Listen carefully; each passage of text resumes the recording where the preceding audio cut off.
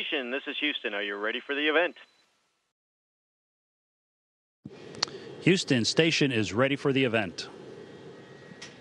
Alamo Heights High School, this is Mission Control. Please call station for a voice check.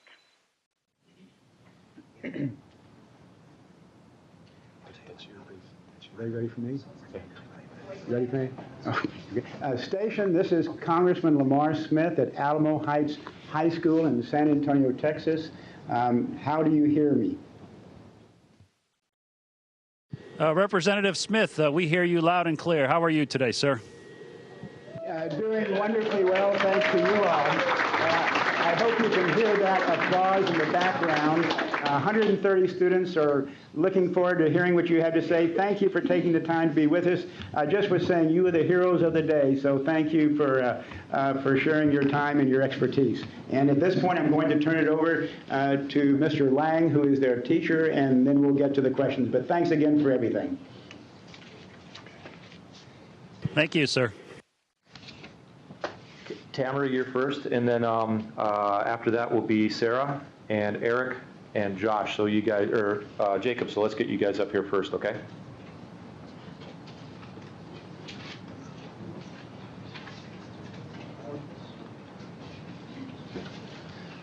You might as well go first. Go ahead. Just go first. Yeah.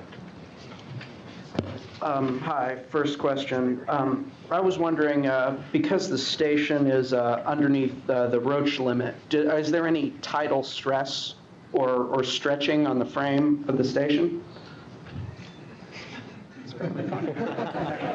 Yeah, that's a very interesting question, and I have to admit I had to look up what the roach limit is. And to be honest, I don't know the answer to that, but it does highlight a very important point, and that is that the space station itself is a very complex machine, and it's taken thousands of people to build it and to run it and to make it work. And there are experts on every system out there, so I'm guessing that there's probably someone out there that's very familiar with that limit, and they could probably answer it for you. But unfortunately, unfortunately, Rick and I aren't able to answer that one.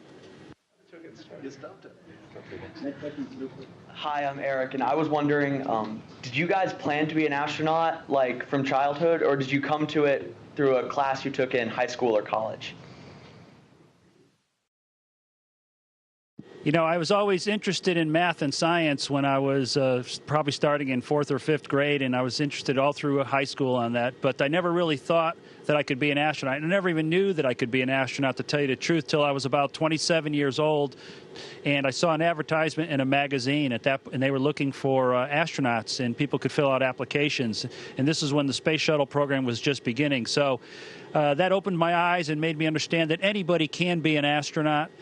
All it takes is a lot of hard work and a lot of dedication.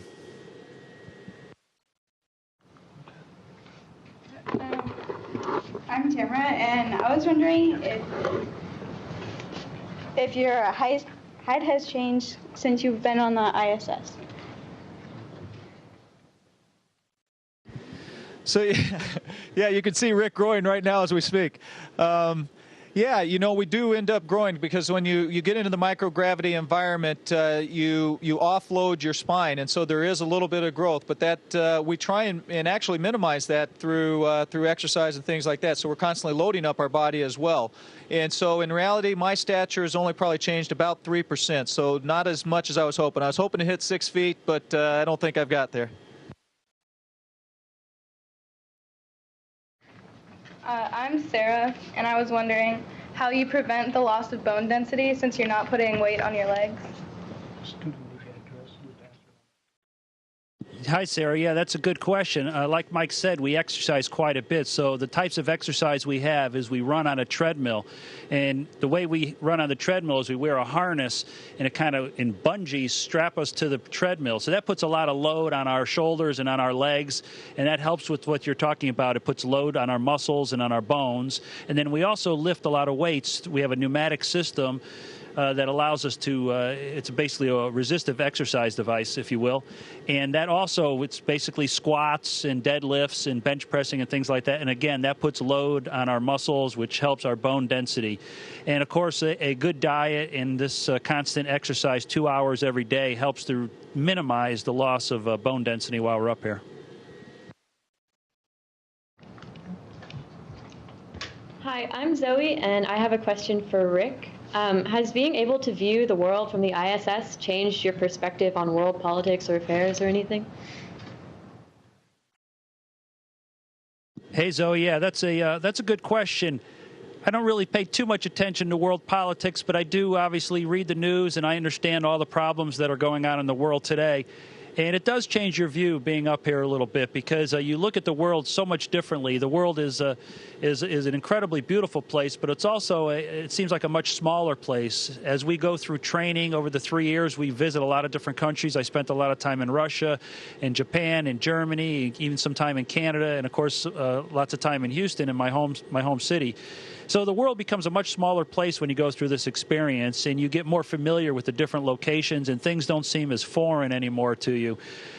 So, yeah, you do change a little bit, and you start to think that maybe it would be better if people just got along, of course.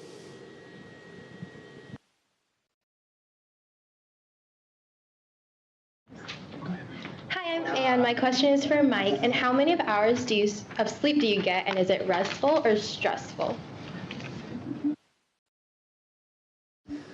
Yeah, that's a great question. And actually, I found up here I'm sleeping about as much as I do when I'm on the ground, and that's somewhere between 5 or 6 hours of sleep every night. I get up pretty much at the same time and tend to go to bed at the same time. As far as stressful, sleep is never stressful, so it's actually pretty relaxing. Of course, it's a little bit different up here. We sleep in sleeping bags, and because there's no up or down, we can just tie the sleeping bag to a wall, to the deck, to the overhead, wherever is, however our crew quarters are laid out. So you crawl in that sleeping bag, you kind of wrap yourself up, and it's actually pretty comfortable.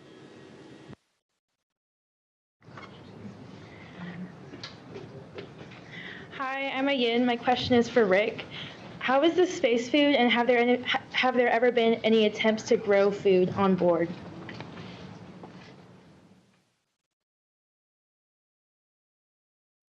Oh, the food, yeah. Hey, we have all kinds of food up here. We have a pretty wide selection of food, and it comes in basically 3 different forms. We have the irradiated food that's kind of like you find in an MRE that the military folks eat. We have the dehydrated food that basically, this is actually rice pudding. It's hard as a rock right now, but we add some water to it, and it goes back to its normal state, and it's actually pretty good. And then, of course, we have our drink bags. It's really not much more than an envelope with some powder in it. This is pineapple drink. We add water, shake it up, and we got a good pineapple drink. As far as food, growing food, Mike is making an attempt to grow. I think this is a pumpkin seed that he brought up, and this is kind of his hobby.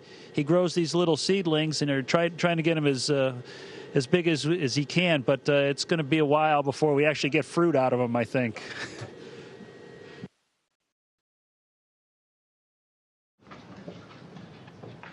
Hi, my name is Luther, and my question is for Mike. What are the living conditions like on the ISS? Is it cramped, or do you have personal space? Yeah, actually, the International Space Station is quite large. It's probably about the size of the inside of a Boeing 747, or I've heard it described as a 5-bedroom house. So there's quite a bit of space in it.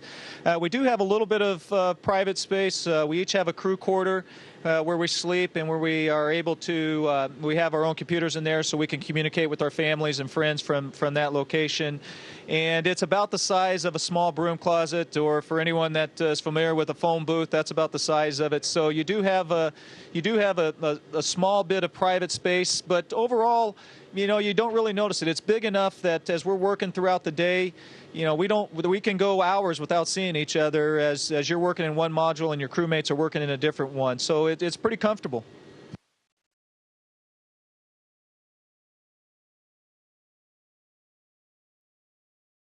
And my question's for Rick. This has sort of already been asked, but can you tell us a little bit more about how difficult it is to maintain your physical fitness in space? Yeah, it's actually it is difficult in that it's very time consuming. Again, like I said, we spend about 2.5 hours a day working out. A little more than an hour, almost an hour and a half lifting weights or on a resistive exercise device. And then I kind of alternate. Some days I'll run on a treadmill, and then some days I'll exercise on a stationary bicycle that we have here, and that's usually probably about 40 minutes or so. So it's the biggest problem is that it's time consuming.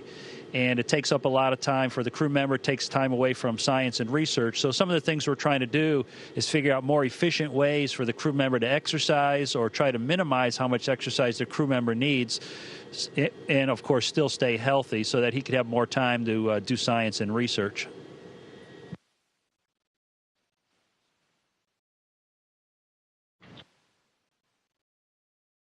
Rick. How big of a problem is carbon dioxide buildup, and are there spots on the ISS with poor ventilation where carbon dioxide is a problem? Okay, yeah, that's a good question. Carbon dioxide, it's not a real big problem up here because we have, like you say, we have quite a number of fans. You know, we got intermodule ventilation, we got ventilation between the modules, we got ventilation for basically everything up here. So it obviously mixes the air and keeps carbon dioxide from building up. I remember on one of my first missions in 2000 when the space station was only about 3 different segments, the ventilation system wasn't fully worked out. It wasn't fully installed yet because we were just still building the space station. And as you can see, these racks up here, sometimes we would be working behind these racks, and if you're back there for a long period of time, you'd get these CO2 pockets would build up as you're back there breathing. And you know the symptom is you end up with a headache. So it's usually nothing worse than you just end up with a headache, and you kind of wonder, why do I have a headache? Well, because CO2 built up where you are. But that's not really much of a problem. Since I've been up here the past 3 months now, I've had very few CO2 symptoms. So I think it's a problem that we've solved.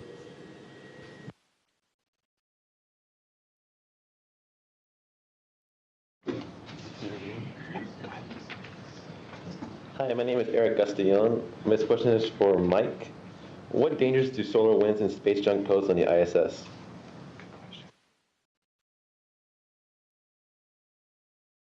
I'm sorry, can you repeat the question? I didn't quite catch it. This question is for Mike. What dangers do solar winds and space junk pose on the ISS? Okay, yeah, that's a great question, and primarily the space junk is what causes the most danger for us. In fact, the Air Force actually tracks all of these objects in space, thousands of objects in space, and they predict where those objects are going to be in their orbits, and then they're also looking at where the space station is in its orbit. And if it looks like any of those are going to meet, then they'll get in touch with NASA, and if it looks likely that that's going to happen, then we might actually move the station. And so that means changing its orbit a little bit, boosting it up. And if there's not enough time to do that, however, then we might actually have to go down to our Soyuz vehicle, which is what we would use to come home in, just in case there was any kind of a strike like that and we needed to get away, we would be ready to do so.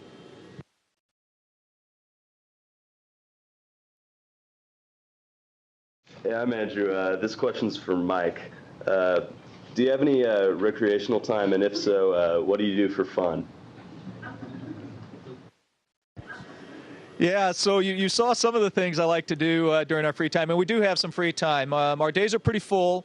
We get a few hours each night, and then typically on the weekends we'll have a little bit of extra time there for recreational. So, you know, I've been playing around with trying to get some seeds to grow. That's been pretty tough, but one of the things that's the most fun is just floating. I mean, it's a fantastic experience. I love doing it. I love doing it as I work. So you never get tired of that. Looking out the window and taking pictures of the Earth is a bunch of fun as well. And then we do a lot of the same things that you guys do. Occasionally we watch movies. I like to read books, so every night before I go to bed, I'm typically reading a book as well. And then we spend a lot of time as well calling friends and family.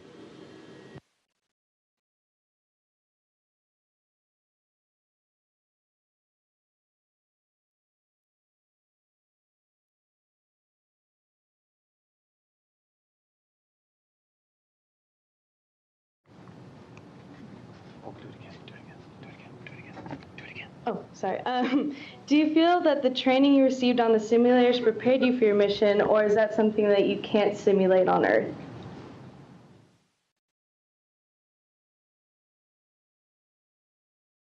Oh yeah, the training prepares us very well. Like I said before, the training, we trained, I think, about 2.5 to 3 years for this mission.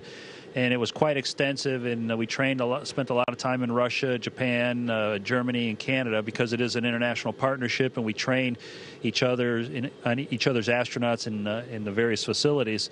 The training is often kind of just in case training, just in case we have a malfunction of some kind. We have to be prepared to react to that malfunction and try to get the space station back to its normal configuration. That's a lot of our training, and it prepares us very well. Actually, I'd just like to add, though, that one thing the simulator can't give for you, though, is if you have a rack up here that you need to work on, when we're down on the Earth, we can't do this. Well, you can, but it's just a lot harder. Hi. Thank you. My name is Jordan Supase, and I have a question for Mike. What's the most difficult part of living in space?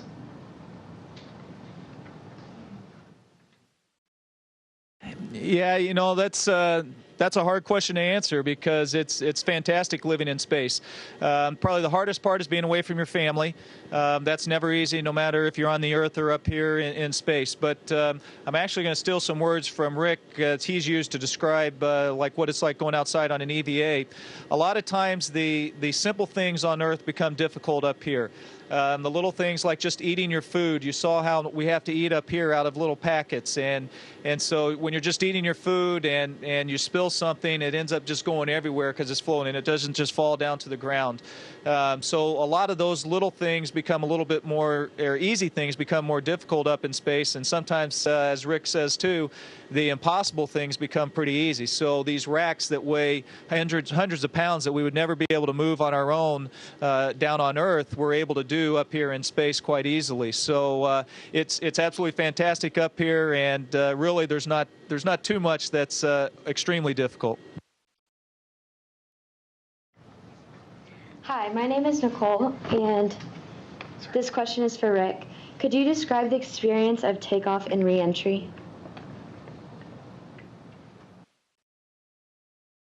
Yeah, launch is an incredibly dynamic event, is the words I usually use. You know, you're sitting on the launch pad, everything is usually very quiet, and then at launch, it's basically, it's kind of like accelerating very quickly in an amusement park ride or a car, I guess, if you will. And it's also a lot of vibrations, a lot of noise, and I flew both on the space shuttle now and on the Soyuz rocket, and then one of the things, the space shuttle jumps off the launch pad a lot quicker, but the Soyuz rocket is very dynamic during staging, in that when one stage burns out, you kind of get thrown forward in your seat, and then when the next stage lights, you get thrown back in your seat, and then again the vibrations pick up. So it's a very dynamic time. There's on the Soyuz vehicle, there's not very good windows to look out, but on the space shuttle, it was a great view as we used to fly up the East Coast. So I used to be able to look out the window and see basically the whole East Coast, so it was a fantastic view. And the entry on the shuttle, I only have that experience at this point, was not much different than flying in an airplane, because you're more in an airplane configuration. And it was kind of interesting, because you would start out weightless, and then the lower and lower you got, or slower and slower you got, the gravity would kind of slowly pull you into your seat, so you just felt heavier and heavier and heavier until you landed, and then you felt very, very heavy because you're in a 1 gravity or 1G field for the first time in several weeks.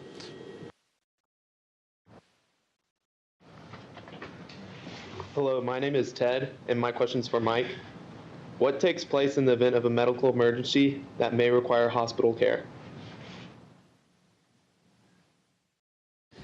Yeah, that's a great question. So we actually have quite a bit of medical equipment on board the space station for just about any contingency, and we all have to go through quite a bit of training on being a medical officer up here. Now we're very fortunate in that our commander, Oleg Kotov, a Russian cosmonaut, he's also a doctor, and so it's certainly nice when you do have a doctor on board, so that if there is that kind of an emergency, he's here to help out. But on the other hand, if there's not, we have doctors on the ground as well, and they're there ready to help us out. So if someone gets seriously injured, what we're going to do is we're going to work together with that doctor on the ground to try and figure out what's the best course of treatment for the person that's injured.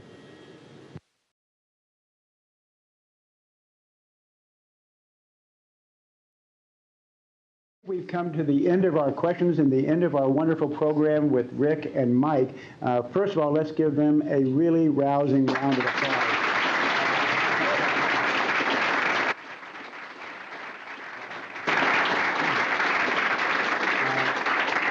Rick and Mike, thank you all again. As I said earlier, you're really the heroes of the modern era. We thank you for your sacrifices. We thank you for your expertise and for your courage as well. You've inspired a lot of us today, and I said earlier as well, maybe there's an astronaut in the audience, a future astronaut in the audience. We'll find out. But thank you again, and wish you well, and a safe trip back in March when you come back to Earth. Well, thank you very much. It was absolutely fantastic. We enjoyed spending some time with you. They can't see us. Station, this is Houston ACR. That concludes the event. Thank you. Thank you, Representative Lamar Smith and Alamo Heights High School. Station, we are now resuming operational audio communications.